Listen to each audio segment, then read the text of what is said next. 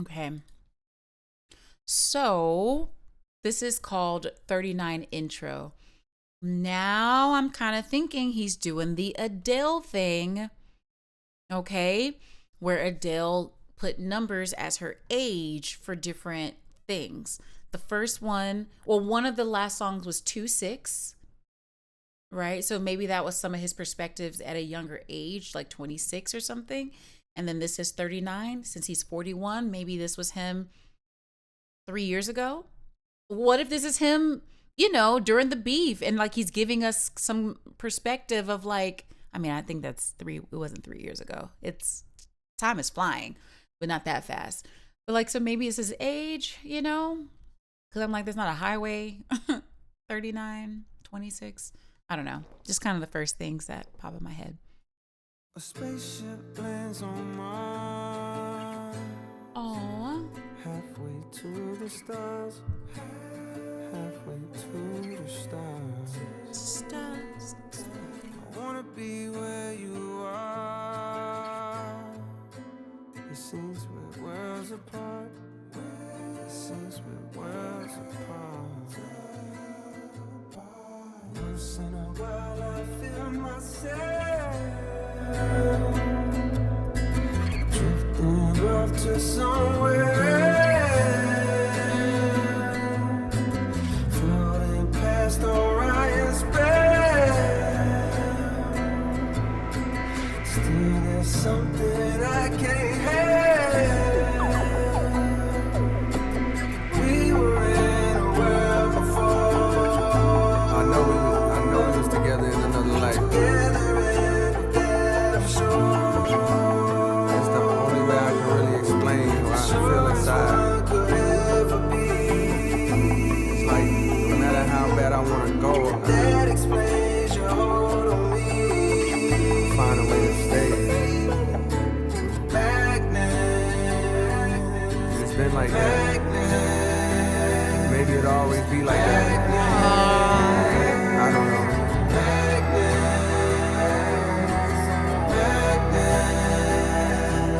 I'm close to you.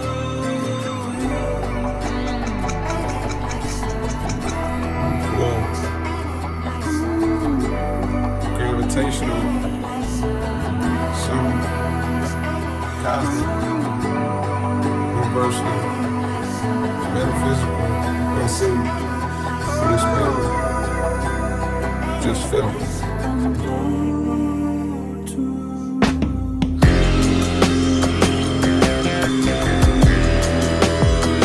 And this is giving like Andre to me too, just like how unique the music is.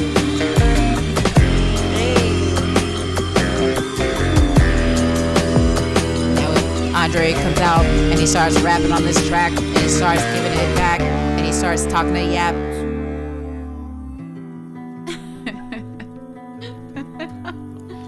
Aww.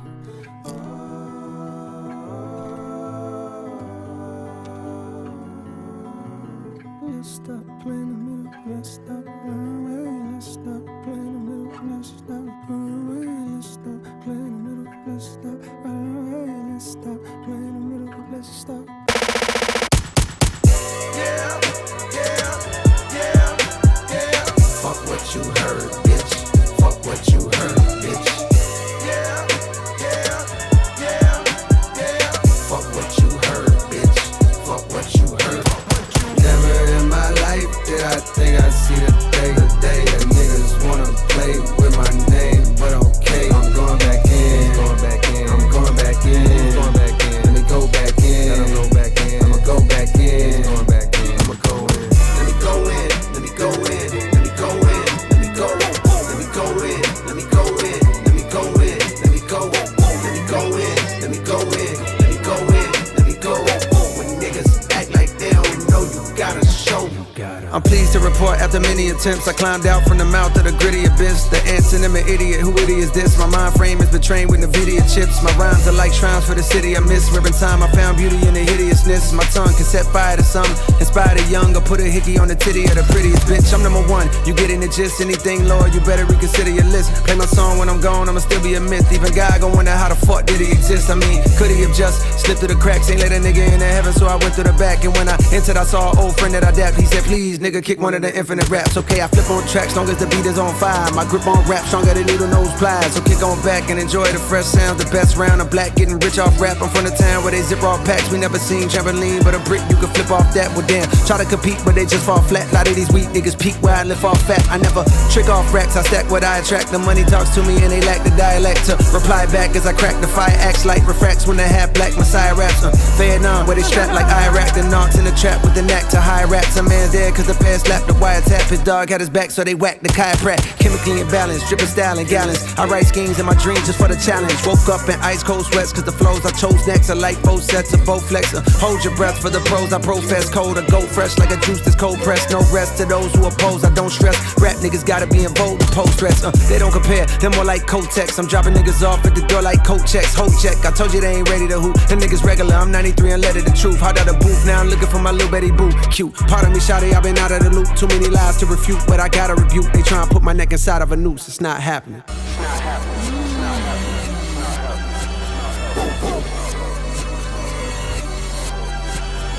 Never in my life did I think I see the thing. The niggas wanna play with my name, but okay. The children that survive the lows and highs, the real will never die, we multiply. The history you're told is mostly lies. You say you want the truth, but close your eyes.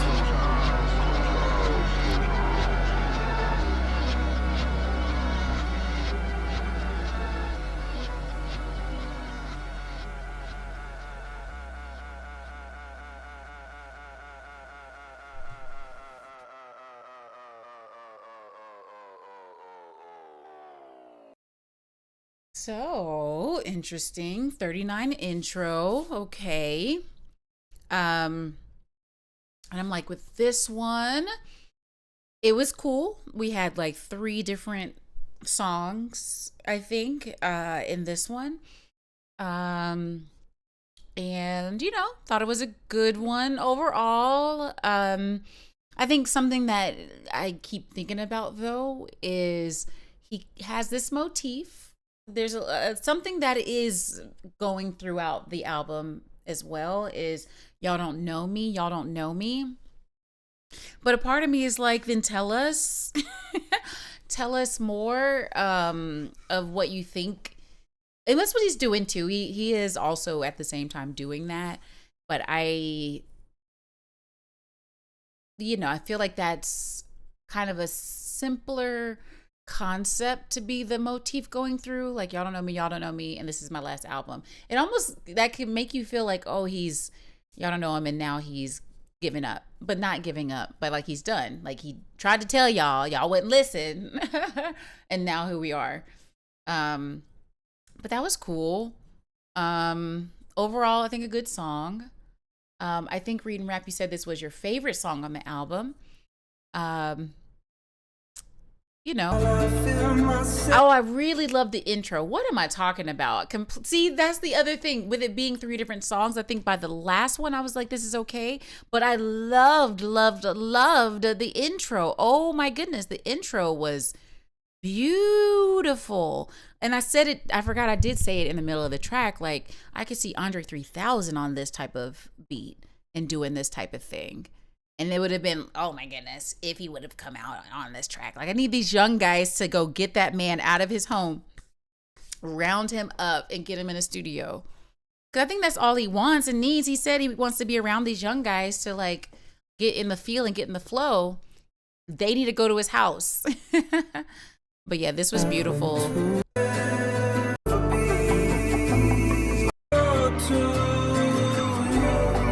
Yeah, that was beautiful.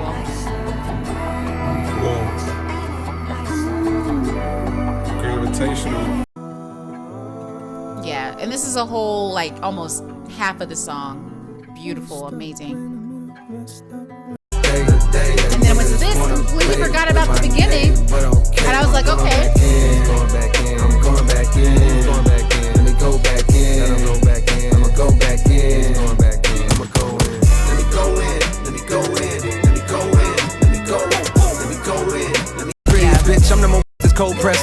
To those who Oh, so it's 2 songs, I guess. Never in my life did I think An I'd see outro. the thing. Niggas wanna Yeah, so I almost forgot the beginning because the beginning was so amazing, and then the second half went back into, like,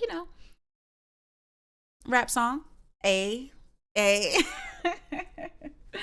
But that was really cool, though. Overall.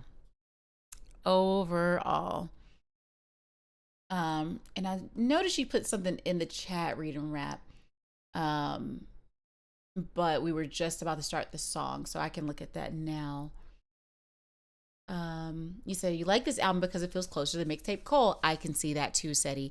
And that's what I might have mentioned earlier, that it doesn't feel as much as a cohesive thing, and maybe he's about to go back into mixtapes instead of albums.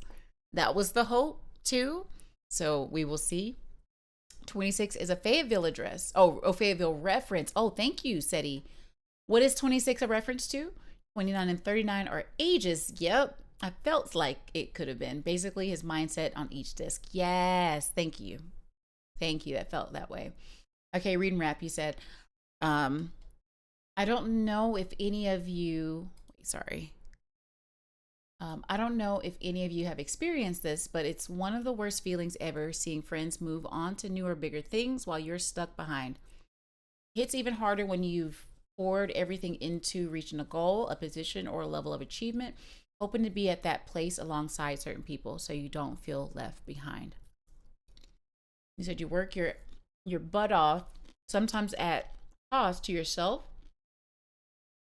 You don't even realize until later, because it feels like you don't reach that place, you'll be looked down on. Like, oh, if you don't reach it, you'll be looked down on, seen as less than, or face consequences just for being where you are. And then after all that effort, you find out the people you hope to share it with have already moved on, gone in completely different direction, or are chasing something else entirely. That feeling of being left behind, even after giving everything, is horrible. That's why J. Cole's Lonely at the Top hit so hard for you. It's a reminder that success can come with deep isolation. That even when you reach what you've been chasing, you might still feel alone, and that the cost of striving for greatness is often more personal than ever expected.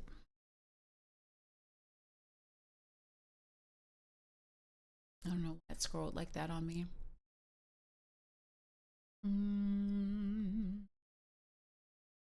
It's a heavy, real kind of loneliness that isn't about not achieving, but about realizing who's still there when you finally get there.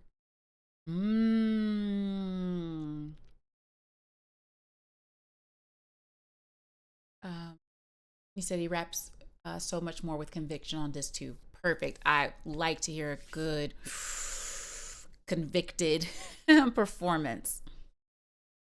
And then in with the new respondent, though it can be frustrating, you can't let someone else's moves be a barometer for your journey. Sometimes it's skill, sometimes it's luck, and we might work hard and feel like we're spinning our wheels, but you have to be on your own timeline with your own goals.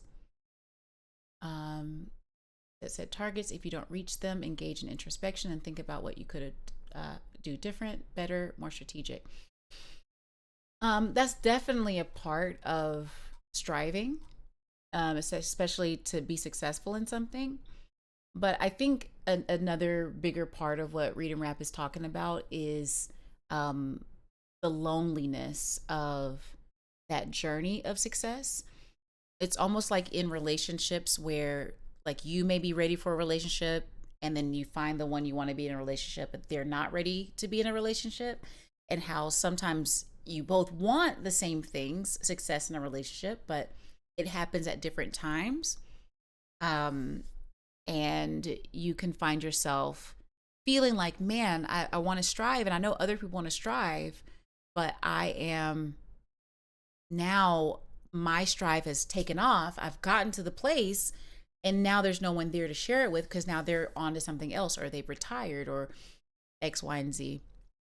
And so that's why it's also important on your journey to make sure you have self-fulfillment, so that when you haven't made it yet, and when you have made it, you are still self-fulfilled at all of those points. And that's a journey. It's not just like, oh, I'm going to be self-fulfilled today and then I'll keep self-fulfilled and it's going to be great all the way through. Because no, life is a journey that we don't always know what we're going to get into, what we're going to lose, what we're going to gain. And so sometimes, like for me, for instance, I was living in Los Angeles and you're around a lot of people, even some people from North Carolina who I helped, at different times in their career. And then they blew TF up and then they got weird, And so it's this thing where you think like, oh, well, I'm really close to these people. We're on the same path, even in different ways. And then that person, those people can let it get to them, get to their head, and it becomes something else. But also like in what the new was saying, it's trying to figure out if where you're headed makes sense to you too, because everyone can be successful in something. And it's trying to feel like a success all throughout that journey too. So even in the grind of getting to the successful place, can we feel successful earlier on to be like, I'm successful that I'm being disciplined in my art or my science or my technology, whatever, and that I'm doing the work and able to feel happy. So then when I get to my successful place and there's nobody there at the top, I can look back and say, I did all that work to get to this spot and now I'm here, started from there, y'all. But it's always trying to start with ourselves, loving ourselves, and then realizing the people that we start the journey with aren't the people we're always going to end it with. It might be actually kind of rare for that to actually happen. But even with Nervous Wreck from the music video and J. Cole, it's like they've been cool with each other since the beginning. Like Nervous Wreck has been with J. Cole, I'm like, since 2008 at least. And that's really, really early in his career. So, and then Ibrahim, his manager, has also been with him. I'm like at least since 2007 at least, I want to say. And there's so many people in his crew that are still with him, still close to him, because it's Dreamville. At least he has like a crew and it's a business. And so they're all still kind of together. But that doesn't mean that everyone's personalities are still the same or they are what you need when you get to that place. So it's like you could even be with those people and then it's not what you needed when you get there, even if they were that thing before then. So I'm also like W talking about how you feel and talking about how your feelings and those ideas of feelings pair with the music we're listening to right now. So I think that's W emotions, W sharing them, WWW in the chat for me, in my heart chat, my chat heart, my heart in the chat. You said basically the playground metaphor J. Cole is making really hit hard for you. You strive to be accepted by some group, area, career, etc., only to find that everyone on the playground has left. Yeah, absolutely. Absolutely. He said you were snooping and saw I was on a track with Omen. Yes, said he. There was one day I went into a deep dive of some of the songs I've been on. But yes, I was on a song with Omen from Dreamville. Like, was that 2009? Ish, back in the tiny chat days. We met on Twitter actually. Yeah, and then he just reached out to me. He was like, hey, I know you sing, I know you write, I want to try to figure something out for this song. And he sent it to me. I sent him back a draft and he's like, yeah, let's do it. And so I was on one of his mixtapes and it was like the final song of the mixtape where it was like the outro. And at the end he gives all of his thank yous and things, you know? So yeah, we did that. And then it's funny, I ran into him randomly in Los Angeles. We almost did another song right before they got with Ari Lennox. There was a song that he sent to me, and I was recording out in Malibu actually. But I had an allergic reaction to the engineer's dog, so we never got to finish it. But then it ended up on his album or his mixtape. I don't remember what the project was, but it sounded just like the version I sent him, by the way.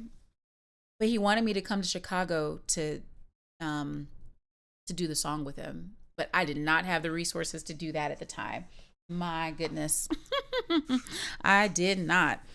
But yeah. That was that.